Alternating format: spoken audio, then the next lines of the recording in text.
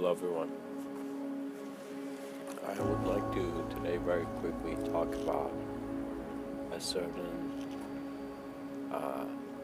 form of healing that has come to me.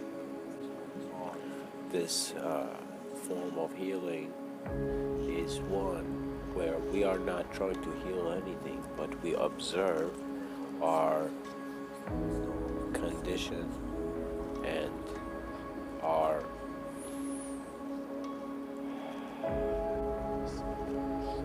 disability, incapability, and disease, and we observe the nature of what's wrong with our body. As you observe what is wrong with your body without trying to think about it, you're not trying to think, you're just trying to look at it, as if like you're trying to look at that fruit to see if it's ripe or not.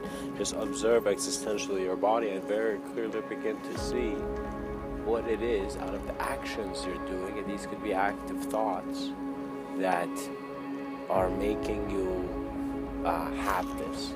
When you begin to observe reality, it could be any aspect. You could observe your body, or you could observe, and you could be on the subway or on the bus or anywhere. You could just look out a window or look at the sky and immediately be thrown to a point where you're existentially confronting things out of an idea. It's an empty moment. It's a simple moment. It's going within the silence of your being and seeing that there are many treasures. There's actually infinite treasures, because a self-aware thought was always transcendental.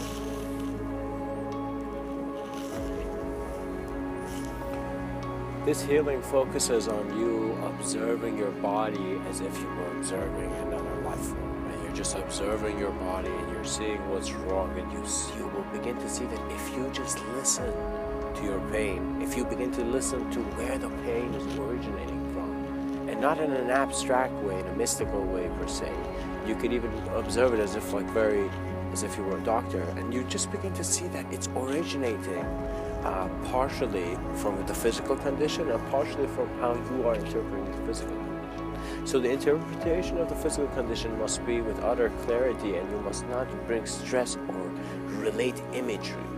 A disease is not something to suddenly bring ego. It's not something you need to have existential clarity and be aware of the disease and immediately release it out of the system, so that your physicality is in harmonious flow.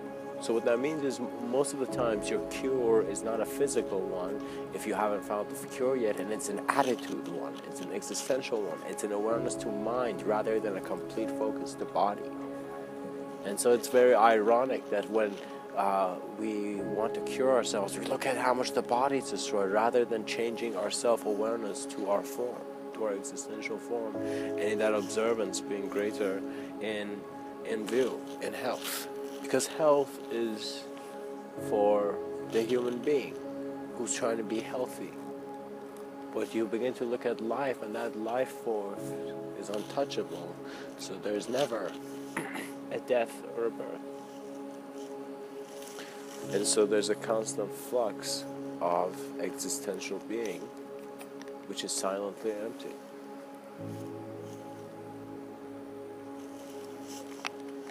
And I believe that's pretty much your cosmos. As you observe as you observe your pain, as you observe the problem, as you observe the wounds, begin to see that it is something that you have to consciously confront. So immediately handle the fear of death and the fear of pain and the fear of suffering. Sadhguru, a very profound teacher, realized being, he has the story where he was walking in this vegetable garden in India, and this man is a very conscious man, and he says he suddenly sees this very shiny being in the vegetable stand. So it's as if he's seeing very deeply, existentially each being, and he suddenly recognizes this man it's as if he's shining, it's as if he's realized. And so he goes and tells the guy, why are you here selling vegetables when you have such an awareness? And so the guy goes on to say that he was just a normal vegetable salesman, then he gets sick, then he goes to this very, very terrible hospital, and as he's in this terrible hospital, he's suddenly like, every day he's confronting the concept of life and death because he feels he's going to die. It's not a comfortable place, it's not, there's no treatment in the way that there was in the West, it seems, and it seems like it was rough. So when you as a life form go through suffering, go through pain, go through any disease or problem, you're going through an experience where you're having more of a real experience in regards to your physicality changing. Because a lot of us, for example, when I'm talking right now, my body's very calmly present, and my thoughts are, and we call it thoughts at this point, but it is more of your awareness to your subtler planes of existence. And as you become aware of this, it's very abstract, but you are the originator of that abstraction, and so you're in a transcendental observance, transcendental space of being, I guess. It's kind of there. This is the nature. I'm saying this is just like as natural as that tree's bark. It's just the design of how man's awareness is collective and individual simultaneously. We are beyond conception as we observe to be within conception.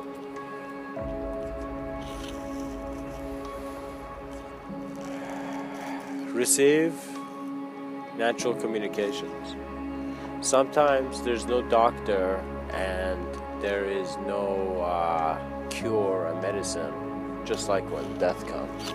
And you will see that all you really have is your relationship with the moment and how aware you were to the moment. And you will see this whole life you were aware of the moment, but you were so co-creating with certain ideas and desires you had of things having to be a certain way, and you're not looking at things differently, that you begin to see that the choice for a better world first needed to be seen. Many people cannot even visualize peace because their system is in constant disharmony and dysfunction. Do you know, it doesn't matter if you have a degree in whatever educational standpoint, if you are intoxicated when you're talking, for example. When you're drunk, you will begin to see that the manner you speak is not communicating the accuracy. So the way we approach truth suggests how sincerely we are receiving that which we are receiving in life. And what is simply being suggested is that as you know yourself, you stop playing games of trying to want to be somebody. You know? People said, who do you want to be when you grow up? What kind of question is that? The first question you should probably ask a child is like, what are you as a being? Tell me what you are existentially, and give the child full freedom to communicate what he perceives himself to be, and then see that the nature of his communication, and then learn from that being. But that means that sometimes through the silence you can really communicate with beings. Sometimes through sincerely and very deep down, authentic and very in your heart, very compassionately, very lovingly, and this is a very divine love, just being with beings, you will begin to see that your experience can amplify to an intensity where death is just a projection, but you've confronted infinite change. This knowing is profound, for it is the leading to the omniscience that is the trust in the collective's inspiration in the eye of the individual. And this is why we're seeing that man was always doing rituals. Literally, what a ritual is movement towards a certain view.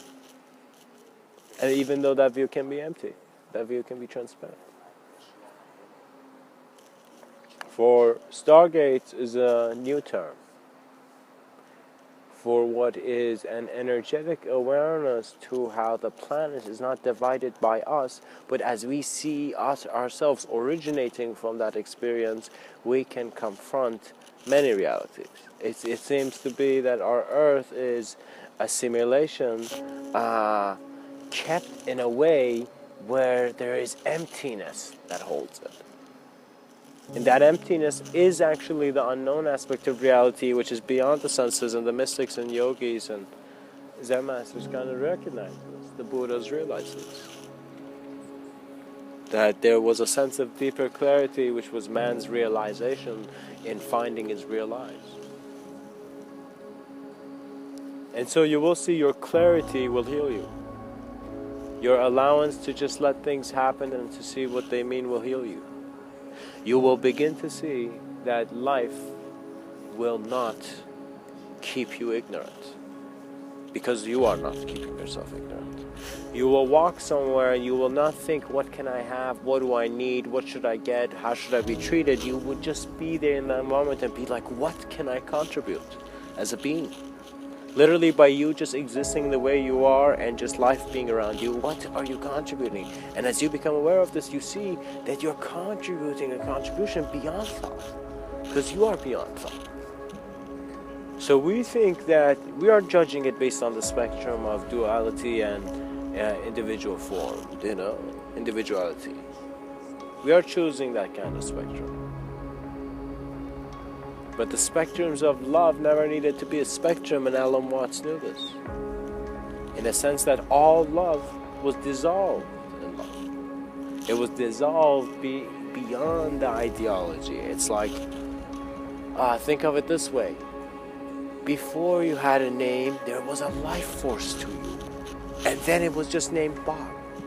So this existential cosmic life form, which is an aspect of it is experiencing the new in the human simulation of reality. It's like suddenly realizing, okay, it can't call itself Bob, but its experience is deeper. Do you know? It's like that astronaut's experience when he's in space for the first time, and it's a silence where there's nobody, but all existence. There's everything. It's like you're with everything, but at the same time you're with no one. Because we create we create separate realities by misinterpreting what is actually here. And regardless, we begin to see that this life is really art, and how much we accept art and acknowledge it in serious ways, which becomes more of an academic form of realization of creativity. Everything is creativity, because our certainty seems to be in a static state which man's consciousness, the human consciousness, is transcending above. As the lighter drops, so do you feel lighter.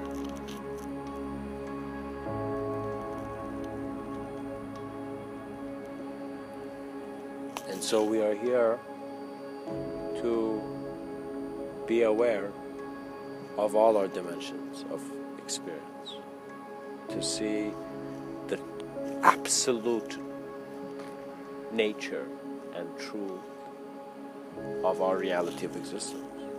And in that search, you will find the wisdom by confronting your suffering and your scars, that you will remember that the greatest being alive was you, because you're still alive.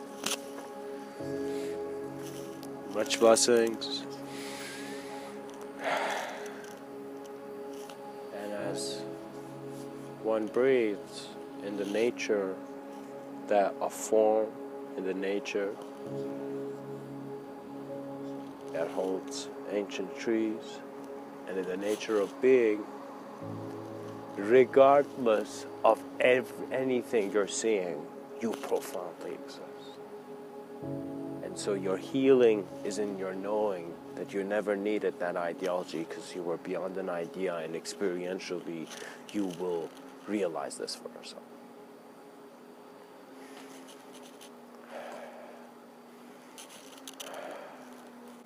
Much blessings and namaste.